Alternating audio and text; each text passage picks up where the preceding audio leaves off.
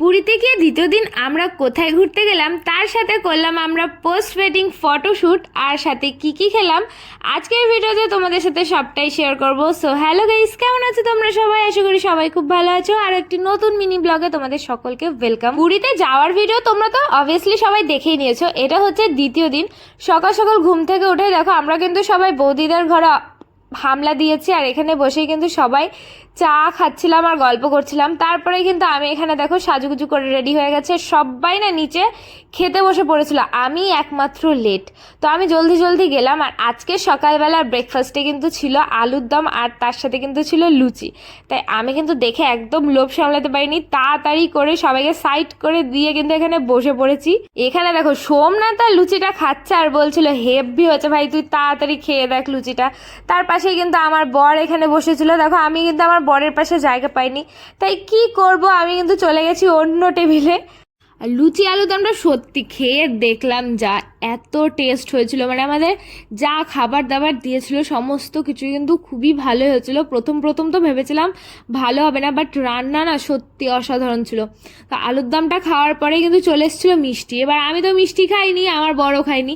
এবার যারা যারা মিষ্টি খাইনি সবাই কিন্তু সোমনাথ দাকে মিষ্টি তুলে দিয়েছিল। দেখো চারটে মিষ্টি নিয়ে বসেছে, আর এখানে তিনটে বেঁচে গেছিলো। তো আমি ওকে বলছিলাম তুই খেয়ে নে, কিন্তু মিষ্টিগুলো এত শক্ত ছিল ও আর বেশি খেতেই পায়নি। তো তারপরে খাওয়া দাওয়ার পরে দেখো সবাই মিলে কিন্তু আমরা বেরিয়ে পড়েছি। আর এখন আমরা একটা জায়গায় ঘুরতে যাব, বাট আমরা নিজেরাই জানি না যে আমরা কোথায় ঘুরতে যাব। সবাইকে কিন্তু আমি এক একবার করে দেখিয়ে নিয়েছিলাম, আর সবাই দেখো হাই করে দিচ্ছিল। তো সবাইকে কেমন লাগছে অবশ্যই কিন্তু তোমরা কমেন্টস করে জানাবে, বিশেষ করে আমাকে কেমন লাগছে এই ড্রেসটা পরে। এখানে আমি আমার বরের হাত ধরে ড্যাং ড্যাং করতে করতে হাঁটতে হাঁটতে চলে এসেছিলাম এ দেখো বিচের ধারে। আর রাস্তাটা দেখতে এতটা সুন্দর লাগছে না, মানে রাস্তা পার হলেই বিচটা। তো সবাই কিন্তু ওই সাইডটাতে দাঁড়িয়েছিল রাস্তার, আর আমি কিন্তু আমার বরের হাত ধরে চলে এসেছিলাম পুরো বিচের সামনে, কারণ এখন টোটো ঠিক করা হবে আর টোটো করেই কিন্তু আমরা ঘুরতে যাব। আর আজকে কিন্তু আমি আমার ড্রেসের সাথে ম্যাচিং করেও চটি পরেছিলাম। আর আমাকে কেমন লাগছে অবশ্যই অবশ্যই কিন্তু কমেন্টস করে জানিয়ে দেবে। আমার তো মনে হচ্ছিল যে এইখানেই আমি ভিডিও বানানো শুরু করে দিই, জাস্ট ভিউটা এত সুন্দর লাগছিল। তারপরে দেখো আমাদের টোটো ঠিক হয়ে গেছিলো, আর টোটোতে উঠে এখন আমরা যখন যাচ্ছিলাম না, রাস্তার পাশের এই সাইড সিনগুলো এত সুন্দর লাগছিল, মানে এই ভিউটা জাস্ট অসাধারণ লাগছিল। আমার তো মনে হচ্ছিল আমি ওখানেই বাড়ি করে ওখানেই থেকে যাই, রোজ সমুদ্রে স্নান করবো আর রোজ দেখবো সমুদ্র। তো যাই হোক, তারপরে কিন্তু আমরা সবাই মিলে চলে এসেছিলাম এখন গোল্ডেন বিচে। আর এখানে আসার সময় আমাদের আগে টিকিট কাটতে হচ্ছে। আর এই রাস্তা দিয়ে যখন যাচ্ছিলাম এতটা সুন্দর লাগছিল, দুপাশ দিয়ে কি সুন্দর গাছ লাগানো ছিল, মানে রাস্তাতে হাঁটতে এত সুন্দর লাগছিল কি বলবো। আমি তো ভিডিও না বানিয়ে থাকতেই পারিনি। আমি আমার বরকে বারবার বলেছি তুমি একটুখানি ভিডিও করে দাও, আমি সুন্দরভাবে হেঁটে হেঁটে আসবো। দেখো আমি হেঁটে হেঁটে আসছি, আর পেছনের রাস্তাটা কি দারুণ লাগছে। আমরা কিন্তু ক্যামেরা নিয়ে গেছিলাম, আর আমরা প্রচুর ফটো তুলেছি। তোমরা যদি ফটোগুলো দেখতে চাও তাহলে কিন্তু অবশ্যই রেশমিবালা প্রোফাইলে গিয়ে দেখে আসবে।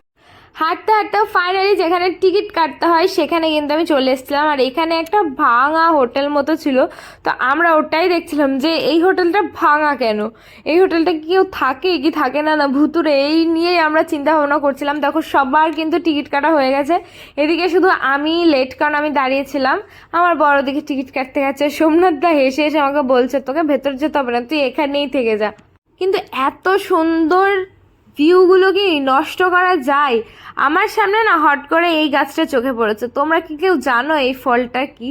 যদি কেউ না জেনে থাকো তাহলে আমি বলে দিচ্ছি, এটা হচ্ছে কাঠবাদাম গাছ। দেখো কাঁচা ফল হয়ে রয়েছে, আমিও জানতাম না, আমাকে বৌদি ভাই বলেছে তাই জেনেছি। অনেক ফল হয়েছিল, তো পাশে এই গাছটা তো প্রচুর ফল হয়েছিল। ওই ফল আমি ছেঁড়ার চেষ্টা করছিলাম, বাট পরে যদি আমাকে বকা দিত, তাই আমি আর ওই ফলের দিকে তাকাইনি। তা আমরা হাঁটতে হাঁটতে কিন্তু এখন চলে যাচ্ছিলাম বর বউ মিলে দুজনে সমুদ্রের পাড়ে। দেখো ওই দূরে দেখা যাচ্ছে না নীল নীল সমুদ্র। এখন কিন্তু আমরা হাঁটতে হাঁটতে ওই সমুদ্রের পাড়েই যাব। তোমরা আমাকে কিন্তু অবশ্যই কমেন্টস করে জানাবে তোমরা পুরীতে এসে কে কে গোল্ডেন বিচে গেছো। যখনই ভেতরে ঢুকলাম এই সুন্দর একটা চক্র দেখলাম, তো এখানে কিন্তু দাঁড়িয়ে আমরা প্রচুর ফটো তুলেছি। দেখো এই যে ছেলেদের গ্রুপ পুরো বসে পড়েছে ফটো তোলার জন্য। তারপরে সবাই যে যার মতো কিন্তু আলাদা হয়ে গেছে, আর আমি কিন্তু চলে এসেছিলাম এখানে একা একা বৌদি ভাইয়ের সাথে পুরো বিচে। আর এই সময় যদি আমি একটা হাঁটার সিন না করি তাহলে একদমই হয় না।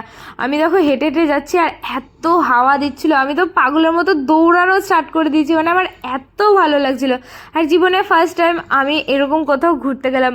আমাকে তো বিয়ের আগে কোথাও ঘুরতেই যেতে দেয়নি আমার মা। আর ফার্স্ট টাইম সমুদ্রে এসে আমার যে এত ভালো লাগছিল আমি তোমাদেরকে বলেই বোঝাতে পারবো না। দেখো এখানে কিন্তু অনেকেই স্নান করছিল, অনেকেই কাঁকড়া ধরার চেষ্টা করছিল। আর এদিকে আমি আমার বরকে বলছিলাম চলো আমরা একটু ভিডিও বানাই, বাট এত লজ্জা পাচ্ছিল যে ভিডিও বানাতে চাইছিল না। আমি কিন্তু এখানে দাঁড়িয়ে অনেক ইনস্টাগ্রামে রিলস বানিয়েছি, তোমরা কিন্তু অবশ্যই রেশমিওয়ালা অফিসিয়ালে গিয়ে দেখে আসবে। তারপরে যে সমুদ্রের ঢেউগুলো হচ্ছিল না, ওটা জাস্ট দেখতে অসাধারণ লাগছিল। আর একটা ভিডিও আছে না এরকম পায়ের ধারে জলগুলো আসে, এই ভিডিওটা করার আমি বহুত চেষ্টা করেছি, বাট ভালোভাবে না হচ্ছিলই না। দেখো যতবারই করতে যাচ্ছিলাম হয় জল আসছিল না, না হলে আমাকে পুরো ভিজিয়ে দিয়ে যাচ্ছিলো। এই টাইমে তো আমাকে পুরোটাই ভিজিয়ে দিয়ে গেছে, আমার ড্রেস পুরো নিচে দিয়ে পুরো ভিজে কাদা কাদা বালি বালি হয়ে গেছিলো। আমি এই ভিডিও শ্যুটটা প্রায় 10-12 বার করেছি, তারপরে মনে হয় সুন্দর এসেছে, যেটা আমি ইনস্টাগ্রামে কিন্তু শেয়ার করব। তারপরেই এই দেখো একটা সুন্দর ভিডিও করছিলাম, বরের হাত ধরে আমি হাঁটছিলাম আর আমার হাত ধরে বর হাঁটছিল। এটা দারুণ ভিডিও হয়ে গেছিলো। আর আমার তো খালি সমুদ্রই দেখতে ইচ্ছে করছিলো, মনে হচ্ছিলো আমি এখানেই স্নান করিনি। এখানে আমার বর সমুদ্র দেখতে দেখতে ওকে পুরো ভিজিয়ে দিয়ে গেছিলো। তো তারপরে কিন্তু শুরু হয়ে গেছিলো আমাদের পোস্ট ওয়েডিংয়ের ফটোশ্যুট, কারণ আমাদের বিয়ের আগে প্রি ওয়েডিং হয়ইনি। এখানে দেখো আমি কিন্তু দৌড়াতে দৌড়াতে এখন আমার বরের কোলে গিয়ে উঠবো আর ও কিন্তু আমাকে ঘোরাবে, সেই একটা সিন হচ্ছে কিন্তু। তারপরে এখানে আমাকে বললো যে এখানে তোদের নাম লেখ। আমি এখানে দেখো আমার নামটা সুন্দরভাবে কিন্তু বেশি লিখছিলাম। এবার লিখতে লিখতে আমি শুধু ভাবছিলাম ওই যে ঢেউগুলো আসছে, এই নাম লিখতে লিখতে না মুছে দিয়ে চলে যায়। বাট আমি যখন এই রেশমি প্লাস অমিতটা লিখতে যাব তখন দেখলাম যে আমার পায়ের পুরো ছাপ বসে গেছে, একদমই ভালো লাগবে না।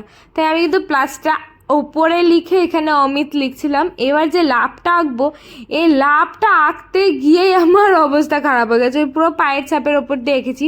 তাই একদম এটা ভালো হয়নি। তাই আমি ভাবলাম যে ওই অত বড় নাম আমি আর লিখবো না, শুধু R+A এটা লিখে আমি লাভ এঁকে দেবো। দেখো এবার সুন্দরভাবে কিন্তু আমি করার চেষ্টা করছিলাম, অবশেষে কিন্তু আমি সাকসেস হয়েছি। আর ওই জিনিসটা কিন্তু ওই জল দিয়ে সহজে ভিজে যায়নি, অনেকক্ষণ ছিল কিন্তু।